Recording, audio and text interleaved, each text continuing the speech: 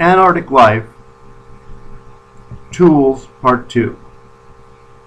So, yellow, well, bright green pointer.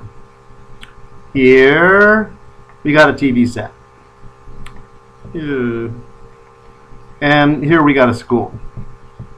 You can tell it's a school because it's got, maybe we need a emphatic black. It's got football, goalposts, and it's got lots of boxes that kids can go to and do all kinds of things. Big boxes, small boxes. Anything from put on a play to conduct a medical experiment. And what I suggested was, maybe big red, TV and school have a lot in common. They're huge institutions. I'll leave it to you, the viewer, to decide how vast that is. Some people say, well, you shouldn't spend all your time watching TV. I'd say, well, it can be, often in hospitals, they leave the TV set on. Okay. So, Antarctic Life. The premise of Antarctic Life is do things that will work now, and on the premise that they'd work in Antarctica too.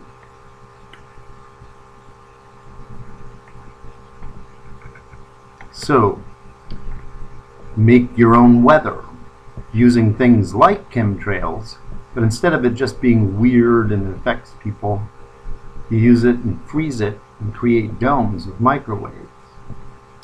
Now, people ask, where will the money come from? 110 years ago, if you said one of our problems would be, say, one of the problems we had was there was a traffic jam. There was a parking lot going 80 miles an hour to and fro in Los Angeles, but there really weren't, where the laptop computer changed those skyscrapers and what that commute was all about. Yet we had an infrastructure and a population whose molecules were pleasantly addicted to the automobile. What to do?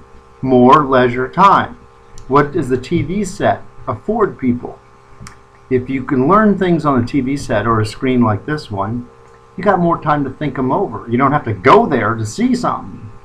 Same thing with school. If you can sit around, occasionally check into what the teacher is saying, or what the books say, or what the Globe says, or what the sports department has to offer, you become a better person. Now, why don't we say there's more time and more money? Everyone gets more money, everyone pays more taxes, and everyone pays attention to the government that is, after all, us. We're the government.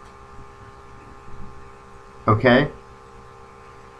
Simple one that unites school with the TV set and creates work. Say we're all the government, but not that we do what the government says, so we must be all. No, what if $30 billion is spent? That's one cheapo NFL stadium, not state of the art. Some stadiums, if everyone got a new one at this price, the Cowboys would go, I don't want one of those. $30 billion would cover NFL stadiums, though, for all the NFL teams. It would also buy 30 million laptop computers, high quality, 4 RAMs. These are the kind that answer questions, keep you busy. A laptop computer such as the one I've got here, a $500 model, it's the equivalent of a PhD from Stanford 20 years ago for $500 and change. Now for 30 billion, we could get everybody a laptop like this and 4 or 5 months on the internet. And I'll tell you, way better than crack. We'd have an addictive personality complex, way more addictive than meth. We'd have a government-sponsored addictive personality complex going on, the complex being 30 million laptops working together, voting together, thinking together as individuals. And America wouldn't compete. It would be, and it's not a game.